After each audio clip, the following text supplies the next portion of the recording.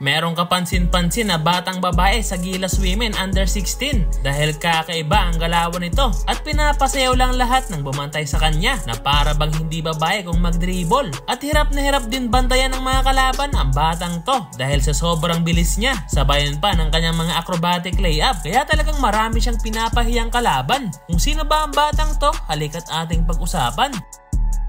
Ang batang tinutukoy ko ay nagangalang Ella Smith. Siya ay isang half Filipino, half American. Meron siyang height na 5'8" at base sa FIBA ay isa siyang forward. Ngunit kung titignan ay pang-guardia ang kanyang laruan. Si Ella ay lumaki sa Amerika kaya doon na rin siya nag-aaral at naglalaro sa Democracy Campus sa Las Vegas, Nevada at doon na rin siya nagtitraining. At ang kagandahan sa kanya ay meron siyang personal trainer kaya napagtutuunan talaga siya ng pansin sa mga ensayo. Kaya hindi na nakapagtataka kung bakit mahusay talaga maglaro ang batang to.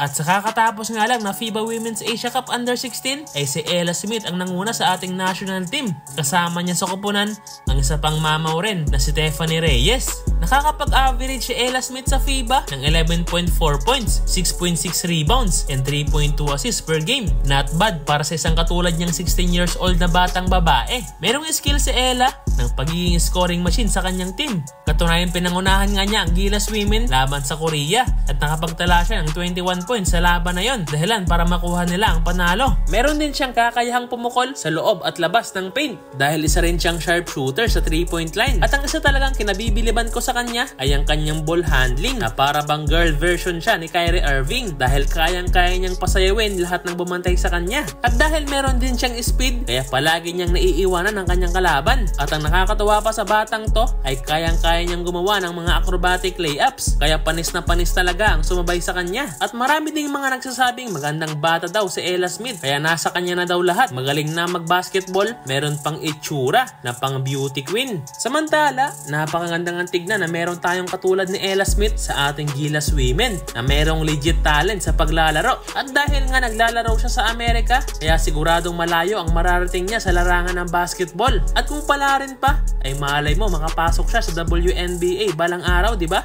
Kaya ito mga boss at manoorin naman natin ang kanyang mga highlights. At kayo na nga ang bahalong humusga sa batang to mga boss.